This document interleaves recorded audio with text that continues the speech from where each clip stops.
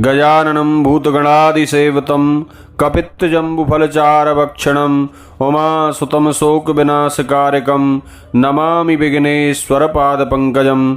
नमस्कार प्रिय बंधुओं, आप सभी का हमारे YouTube चैनल में बहुत बहुत स्वागत है। आज के इस वीडियो में श्रवण करेंगे श्रावण अधिक मास शुक्ल पक्ष की विनायक चतुर्थी व्रत की कथा।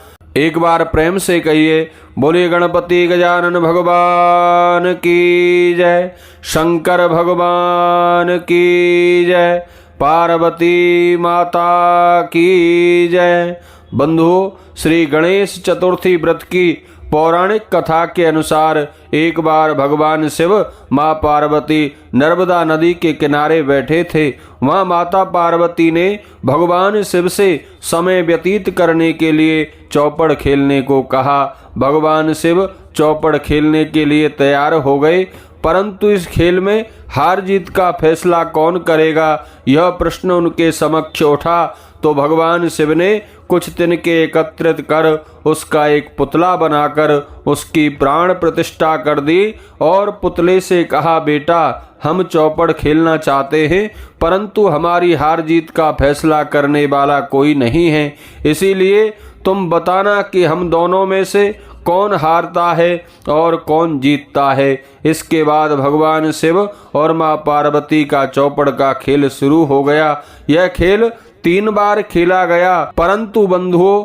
संयोग से तीनों बार माता पार्वती ही इस खेल में जीती। खेल समाप्त होने के बाद बालक से जब हार जीत का फैसला करने के लिए कहा गया तो उस बालक ने महादेव को विजयी बताया। यह सुनकर माता पार्वती क्रोधित हो गईं और क्रोध में उन्होंने उस बालक को लंगड़ा होने और कीचड़ में पड़े रहने का श्राप दे दिया। बालक ने माता पार्वती से माफी मांगी और कहा, यह सब मुझसे अज्ञानतावश हुआ है, मैंने किसी द्वेष भाव से ऐसा नहीं किया। बालक द्वारा क्षमा मांगने पर माँ पार्वती ने कहा, यहाँ गणेश पूजन के लिए नाग कन्याएं आएंगी, उनके कहे अनुसार यदि तुम गणेश व्रत करोगे, ऐसा करने से तुम मुझे प्राप्त करोगे। यह कहकर माता पार्वती भगवान शिव के साथ कैलाश पर्वत पर चली गईं।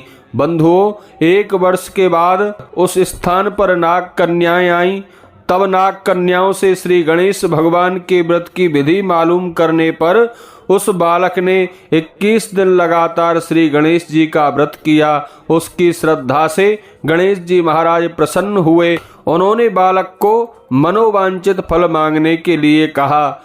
उस पर उस बालक ने कहा, हे विनायक, मुझ में इतनी शक्ति दीजिए कि मैं अपने पैरों से चलकर अपने माता पिता के साथ कैलाश पर्वत पर पहुंच सकूं और यह देखकर वे सब प्रसन्न हों। तब बालक को वरदान देकर भगवान गणेश अंतर्ध्यान हो गए। इसके बाद वह बालक कैलाश पर्वत पर पहुंच गया और कैलाश पर्वत पर पहुंचने की अपनी कथा उसने भगवान शिव को सुनाई।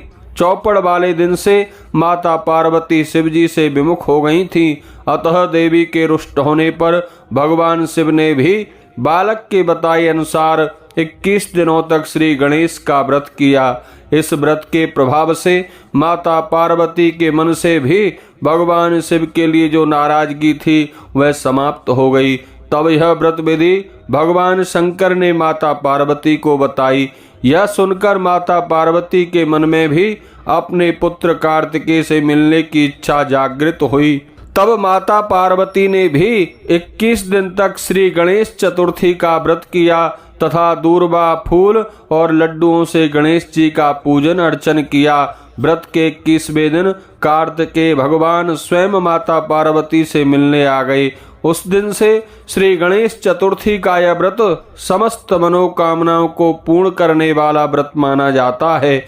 इस व्रत को करने से मनुष्य के सारे कष्ट दूर होकर मनुष्य को समस्त सुख सुविधाएं प्राप्त होती हैं। बोलिए गणपति गजानन भगवान की जय।